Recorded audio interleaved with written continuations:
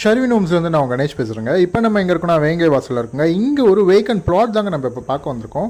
வேங்கை வாசல் பஸ் ஸ்டாண்ட்லேருந்து ஜஸ்ட் ஒரு 500 மீட்டர் டிஸ்டன்ஸில் தாங்க இருக்குது இந்த ப்ராப்பர்ட்டி. அதே மாதிரி உங்களுக்கு மாம்பாக்கம் மெயின் ரோட்லேருந்து உங்களுக்கு ஒரு 500 மீட்டர் டிஸ்டன்ஸில் தாங்க இருக்குது.